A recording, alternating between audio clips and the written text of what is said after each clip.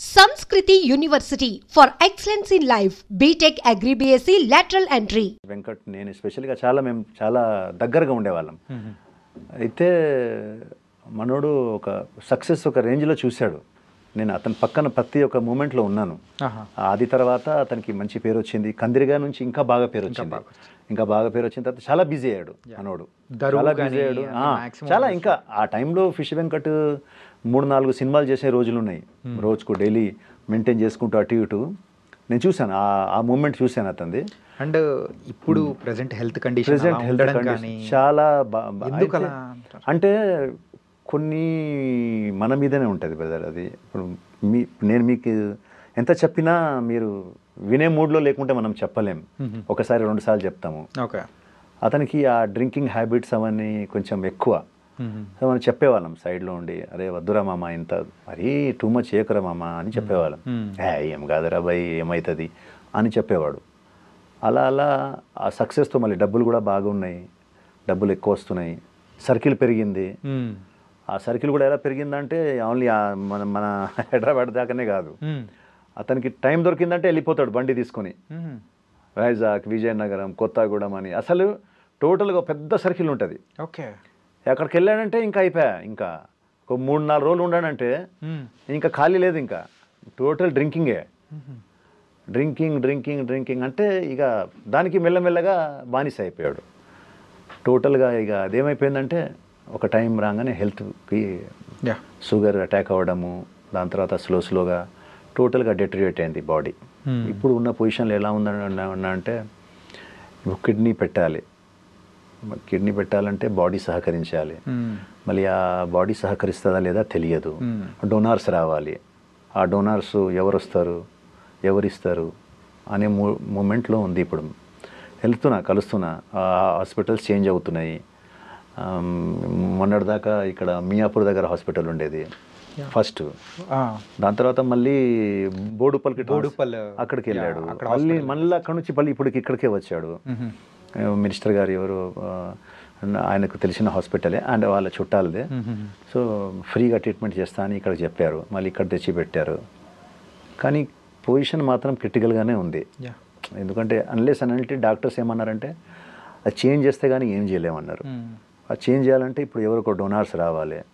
Donors అంటే అంత ఈజీగా దొరకరు. కొన్ని ఫ్యామిలీకి ఇద్దామంటే ఫ్యామిలీ వాళ్ళు ఏమంటున్నారంటే వాళ్ళ పాపతో మనం మాట్లాడితే, అంకుల్ మాది సెట్ కావట్లేదు అంటున్నామే. ఆయనకేమో పాజిటివ్ అట, వీళ్ళదేమో వేరే బ్లడ్ గ్రూప్స్ ఉన్నాయట. సో ఇప్పుడు ముందు ఎవరు వస్తాడు, ఇచ్చేవాడు ఎవడు? ఒకళ్ళు ఇవ్వాలన్నా ఒక డబ్బులు, ఇప్పుడు కిడ్నీస్ అంత ఈజీగా 40-50 lakhs ఖర్చు అవుతుంది కదన్నా. అంటే మీరు అన్నట్టు ఫిష్ వెంకటన్నకి చాలా పెద్ద సర్కిల్. అవును, విజయవాడ, వైజాగ్ దొరికినప్పుడల్లా ఆడ దోస్తుల్ని మీట్ అవ్వడం కానీ అట్లా అన్నీ చేశారు. కాదే ఇలాంటి సందర్భంలో కూడా అంటే అన్న అలా పొజిషన్లో ఉండడం కానీ, ఆర్థిక సహాయం కోసం కానీ ఇలా చూస్తుంటే ఎంతో బాధేసింది అన్న. అదే అంటున్నాను. అంటే ఏదైనా కూడా మన మీద ఉంటుంది బ్రదర్. భగవంతుడు మనకు అన్నీ ఇస్తాడు. మీరు దాన్ని ఎలా కాపాడుకుంటారనేది మీ మీద ఉంటుంది. హెల్త్, మనీ, ఫ్యామిలీ అన్నీ మీకు ప్రొవైడ్ చేస్తాడు. బట్ ద థింగ్ ఈజ్ మీరు అవి ఎంతవరకు కాపాడగలుగుతారు, దాన్ని ఎంతవరకు మీరు మెయింటైన్ చేయగలుగుతారు అనేది ముఖ్యం. ఆయనకు అన్నీ ఇచ్చాడు, ఫ్యామిలీ ఇచ్చాడు, 2 కొడుకు, కూతురు, మంచి ఆరోగ్యాన్ని ఇచ్చాడు. ఆది టైంలో మంచి బాడీ ఆది టైంలో మేమంతా, నన్ను ఒక్కొక్క సైడ్ ఇంకో సైడ్ పెట్టి ఇట్లా లేపేవాడు భుజంతో. అంత గట్టి మనిషి. ఆ టైంలో అంత గట్టిగా ఉన్నాడు. ఇప్పుడు చూడండి, ఇప్పుడు అదే మనిషి అసలు నడవాలి, ఇంక 2 అడుగులు వేయాలంటే కష్టం. సో అది చేసుకున్నది అతనే, దానికి ఎవరు కారకులు గారు. స్వయంగా ఈజ్ ద ఓన్లీ కారకుడు దానికి. మన వెనుక ఎవరైనా ఒక బిగ్ హ్యాండ్ ఉందంటే మనం ఫెయిల్యూర్ అయితే బాధపడతాం.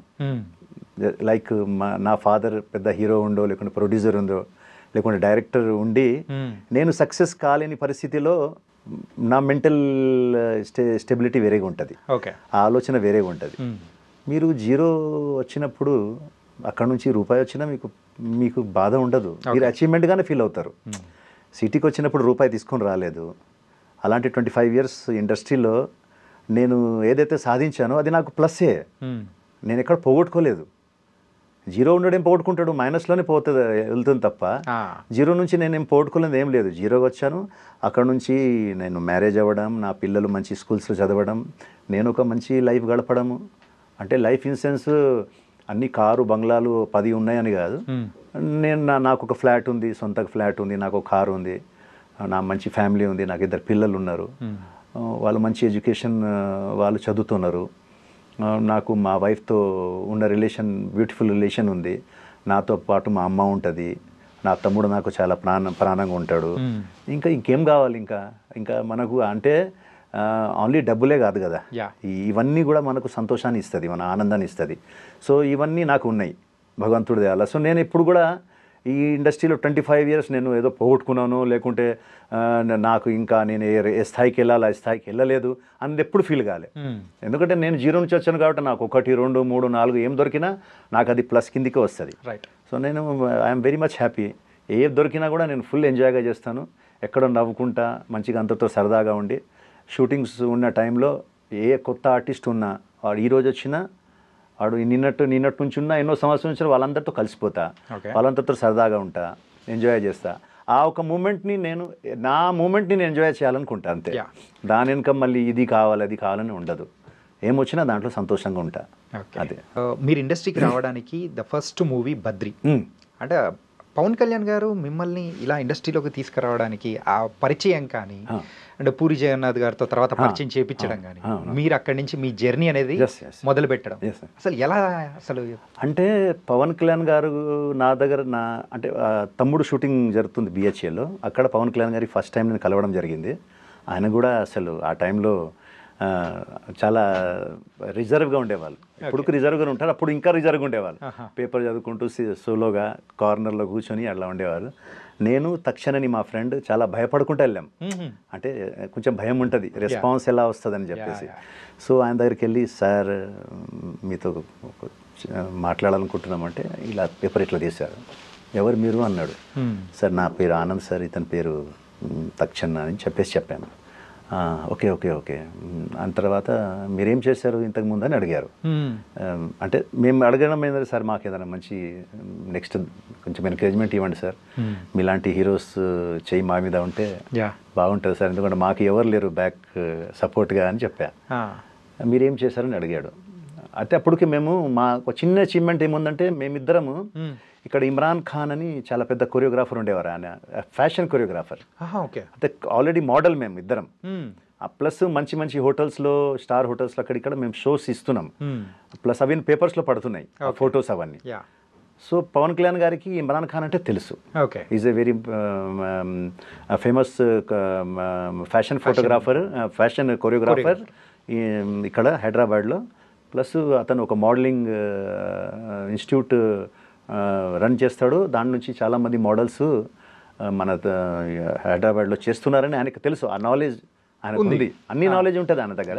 ఎక్కువ బుక్స్ చదువుతారు, పేపర్ అవన్నీ చదువుతారు కాబట్టి ఆ నాలెడ్జ్ అంతా ఆయనకు బాగా ఉంటుంది. ఆధ్యాత్మికంగా అన్నీ కూడా ఆయనకు బాగా నాలెడ్జ్ ఉంది. సో అది చూడంగానే ఆయన, ఓహోహో అక్కడ చేశారా మీరు అని అడిగారు. ఇప్పుడు చేస్తున్నారని అడిగాడు. సార్ చేస్తున్నానని అన్నాను. అతను ఇంకో ఫ్రెండ్ తక్షణ, అతను పొట్టి శ్రీరాములు కాలేజ్లో అతను నాటకాలు అవన్నీ కూడా చేస్తున్నాడు. సో అతను కూడా అది కూడా ఆయనకు బాగా ఇంట్రెస్ట్, అన్ని నాలెడ్జ్ ఉంది కాబట్టి. సో అతనికి వీళ్ళని నేను పుష్ చేయొచ్చు అనుకున్నాడు.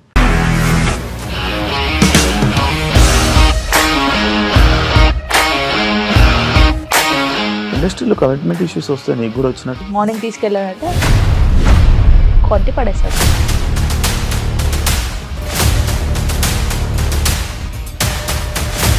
ఒక్కళ్ళు కూడా చూడలేదు ఈ సినిమా అని చెప్పడానికి కూడా చాలా ధైర్యం కావాలి. అది నిజం కదా, దాంట్లో ధైర్యం ఏంటి? ఇది నెక్స్ట్ డే ప్లేట్ మార్చేస్తే తప్పు కదా. As of now we are comfortable this అని నేను అనుకుంటున్నాను. రష్మిక గారిది మీది ఒకే ఊరు అంట కదా? నీకు కోపం వచ్చిందంటే బాగా తిట్టేత్తరా? తిట్టేద్దామండి. నిజంగా గేమ్ ని ఎలా చేంజ్ చేయగలిగారు? ఏపీఎస్ఎఫ్సి వాళ్ళకి 6 నెలల్లో నేను 6 లక్షలు కట్టా. బిజినెస్ చేయాలనుకుంటే it is as difficult as riding a tiger.